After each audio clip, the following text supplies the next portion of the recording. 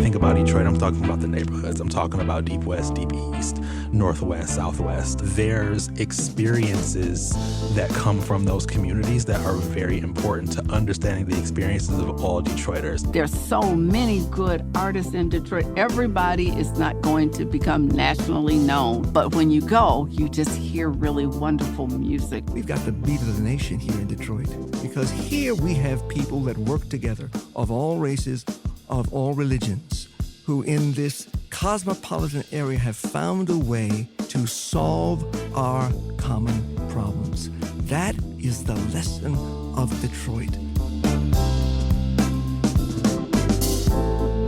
Those were voices of some thinkers, innovators, and community members we've had on the Metro. Welcome back to the show. I'm Tia Graham. The Museum of Contemporary Art, Detroit, has made it a mission to be more visible to the community it serves. A huge part of the culture in the city is music, and one of the largest electronic music festivals is this weekend. Folks from across the world will be in town to experience the throbbing beats of global and local DJs. MOCAD is hosting an event this weekend to make sure partygoers are prepared and safe no matter what they are doing this movement weekend. Once again, we're not promoting drug use, but it is going to happen. So how do we as a collective society begin to address partying and drug use? In our previous conversation, we spoke with Brian Wolf of Passenger Recovery about traveling artists and resources to keep them clean while on the road. As we continue our conversation about safe partying during movement, we've invited MOCAD to talk about Party Safe Resource Fair. The event will include groovy tunes from Zoe Talley and other local nonprofits on site to support in providing life-saving information. Joining us now is Mark Sleeman, Executive Coordinator at Museum of Contemporary Art Detroit. And if you are listening right now, which we know you are, and you're going to movement this weekend, do you have any plans to keep yourself safe? The number is 313-577-1019. Once again, 313-577-1019. We want to know your movement plans. But Mark, welcome to the Metro. Hi, Tia. Thanks for having me. Of course. What is the Party Safe Resource Fair? So the Party Safe Resource Fair at MOCAD happening this weekend is a free outdoor event, and we're bringing together quite a few different local organizations to promote wellness and taking care of your body over this chaotic weekend, an exciting weekend, but we want to be sure that we're taking breaks and making sure that people are taking care of themselves. So what's great about our resource fair is it's taking place on the Mike Kelly Mobile Homestead lawn, just south of the parking lot at the museum. It's outdoors. It'll have music, again, like you mentioned, by DJ Zoe Talley. We will have Homegirl Kitchen popping up for some food. And then we'll have various organizations such as Detroit Recovery Project, which is an organization dedicated to a whole person approach to behavioral health services. The Ruth Ellis Center will be present, and we're very familiar with them. They create opportunities and safe haven for LGBTQ plus young people in Detroit, Highland Park, and beyond. And we also have the Detroit Safety Team joining us, which is a group dedicated to assisting communities in building a new safety infrastructure, shifting away from police reliance. So we've got quite a few different groups coming in.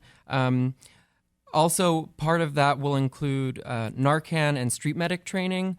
Like we've been saying, we don't promote drug use whatsoever, but we know that these things happen and people are having a good time. So we just want to make sure people are staying safe while they do celebrate this weekend. So, Mark, just speaking from my own personal experience, I had my first real well-rounded movement weekend, I guess you can say, with that festival was as well as after parties, and literally my body couldn't keep up by the fourth night. So I said, I have to prepare better for this. How do I prepare better for this? So this event is one of those ways where we can learn a little bit more as party goers, how to stay safe when we're partying, or maybe even doing a little bit of marathon partying. So with the particular organizations that you all have partnered with, Recovery for Detroit, Ruth Ellis Center, and Detroit Safety Team, can you talk a little bit about these particular partners and the commitment that you all have within a collaborative work? Yeah, so Party Safe Resource Fair is part of a larger program that we have at MOCAD called Community Care. And it's a rapid response program series that where we provide hands-on training and workshops that directly respond to the needs of our community. So we recognize, as times change, museums have a responsibility to reacting to these changes and making sure that the community members feel safe and upheld. And so this is one of many different projects that we do at the museum that kind of bring people together to learn from their community members. Just last week, we had a financial literacy workshop with MSU FCU. In a few weeks, we've got a grief workshop coming up, which is kind of in relation to one of the exhibitions that we have at MOCAD currently, Gun Violence Memorial Project. So we're kind of, we have all these exhibitions throughout the year, but we want to make sure our programs are really in alignment with those exhibitions and really speaking, allowing us to engage with the community further and responding to what people need. And in this case, this weekend, people are going to need some wellness, and we want to provide a safe space to have that. And speaking of, before we, because we're going to get back to Movement Weekend and all the opportunities and resources that you all are going to provide for the community, I do want to ask you, because you just briefly talked about it, but I've been hearing good things about the exhibits that you all have up right now with MOCAD. Can you just give us just a quick update on what you have going on at MOCAD and what people could expect if they do decide to visit? Absolutely. So we actually just opened 2 new exhibitions. It's going on 2 weeks ago. We have Code Switch, Distributing Blackness, Reprogramming Internet Art, which is a mouthful, but that's a 44-person group show really dedicated to understanding the role of technology in society through the lens of Black artists. And then we also have the Gun Violence Memorial Project, which is occupying our Woodward Gallery, and it's a project that was brought to us with the artist Hank Willis Thomas, recognizing gun violence and the how we recognize it and archive that through a social practice such as these living, breathing monuments. So it's hard to describe, but it's something that you'll have to check out. It really does take your breath away. And so those are 2 exhibitions that you'll be able to check out during that program. But the program itself outside on the Homestead lawn is free. And again, being able to jump into a museum in between like sets at Movement it's a nice opportunity to just reset, check out some art, lower your heart rate, maybe get a lemonade or something at the cafe. Get a little drink, cool hydrate. off. And also learn something resourceful that you could possibly help save a life. If you're out and about and you see something happening, you may be able to jump in and help out in any way, which is really, really, really, really important to have the knowledge, because knowledge is power. So going back to MOCAD's ongoing series surrounding community care, which is the Community Care Series, which is what we're getting from through the Party Safe Resource Fair. Just expand on that Community Care Series a little bit more and the importance of being placed within the community in the way that you all are trying to do so within MOCAD. We've talked about it historically, how, museums and institutions have kind of been separate from the public and who they serve. So let's talk about the Community Care Series and why you all have found it, if you found success within it. Yeah, I truly think we have. And, many cultural institutions in the city, including ourselves, recognize that we have this responsibility to provide so much more to the public than just our exhibitions. So community care was really born out of that idea. And, we present a lot of work that is social practice art. So, and that's art that people from the community are constantly contributing to, which is the Gun Violence Memorial Project is a perfect example.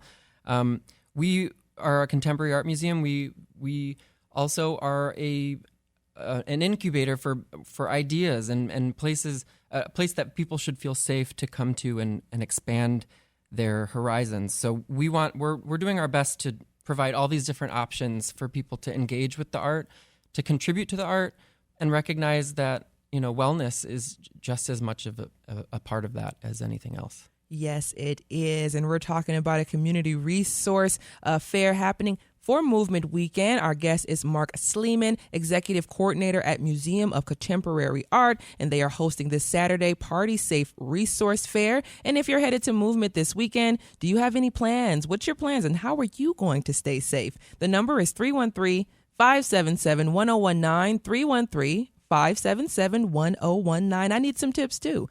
So, Mark, bringing you back into the conversation, historically, it's been thought that the spaces aren't as inclusive as they could have been. We talked a little bit about that. But we've seen so much change, especially this year. I think a lot of people have changed their ideas or perceptions of what museums can provide for communities. We were speaking a little bit earlier, Tiff Massey, 7 Mile in Livernois at DIA. I had never seen a turnout like that in my life at a museum and in a gallery. So what have we learned and what have museums learn, especially those within leadership positions in museums, about public engagement when we see success like that from Tiff Massey and even you at MOCAD with the gun violence exhibit now? Yeah, I think like bringing exhibits out of those four walls is so important. And that's kind of what's happening with this event this weekend is, just being more public facing and really encouraging people to, we meet people where they are. There are so many different ways to engage with art. And we want to remind people that, like, you don't have to be afraid to walk into a museum. Like, obviously, there's a lot of things that you might be nervous to try to understand, but you've got visitor services coordinators here to help you out, and we want people to engage and just meet people where they are and really take that. Honestly, the DIA turnout was incredible, and I think just more of that energy is what we need. Yes, indeed. I have fallen in love with the idea that our institutions could be more approachable, more tangibly touch. We can actually touch you all now. So I think that's something that I really learned from the Tiff Massey experience, and I've heard a lot of folks who've had the same experience with the gun violence memorial exhibit at MOCAD. Once again, I keep hearing quite a bit about it, so I'm really excited to be able to see it myself. Now, I do want to move back to the event. Let's talk about who benefits from this particular event. We know that drugs are a part of the festival scene. We've been talking about it extensively. Why, in your opinion, should they be more proactive than reactive when we have events like your guys are having this weekend? There are so many routes one can take to prevent.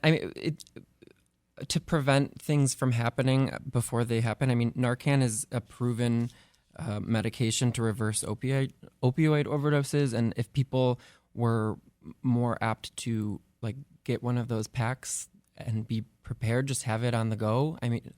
We should be able to normalize this and not be afraid of it.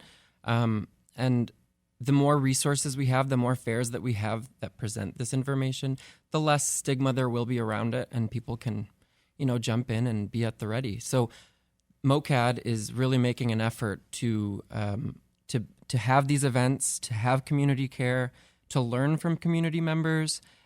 We're not learning from some higher up. We're learning with people on our level, and people can learn from each other every day. So we're really hoping that these events will continue to open the door to the institution and encourage people to come on in. And how much of your leadership, especially being as diverse as your leadership is at MOCAD, which we often don't get to see, there's a Black woman who's a leader as well. Yeah. So you all have diversity within leadership. How much does that lend to events like this one?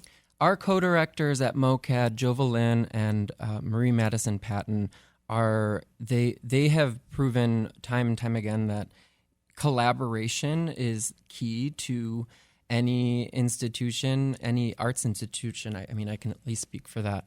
The more and in our exhibitions that we're having right now, we've partnered with the Kitchen in New York, Mass Design in Boston. These are different organizations that we can learn from and gain expertise from them, and then provide our own expertise and back and forth. It's like an encouraging environment to be in, and collaboration really is at the root of all of this. So I love that. Yeah. I love that. And before we let you go in 30 seconds or less, what else should people know about this event other than the fact that it's free? It's free. It's free. It is on the lawn. It's supposed to be beautiful this weekend. And we're in Midtown. It's not far up from where all the festivities are happening. You can zoom up on the queue line. Hang out on the lawn. We got lawn chairs. We'll have food. We'll have music. But it's a chill atmosphere for people to just rest and reset and learn a little bit about how they could save a life if it came to it this weekend. Mark Sleeman is the executive coordinator at Museum of Contemporary Art Detroit, or MOCAD. I want to say thank you so much for joining us on the Metro, and the event is happening this Saturday at MOCAD, and it's from 12 to 4 on Saturday. Come on down. Thank you so much, Mark. Yes, absolutely. Thanks for having me, too.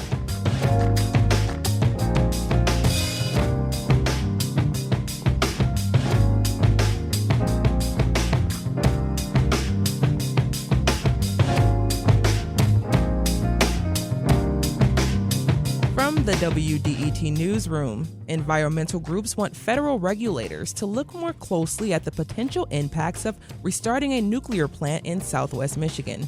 The Palisades nuclear plant closed in 2022. Its owner wants to restart operations by the end of this year.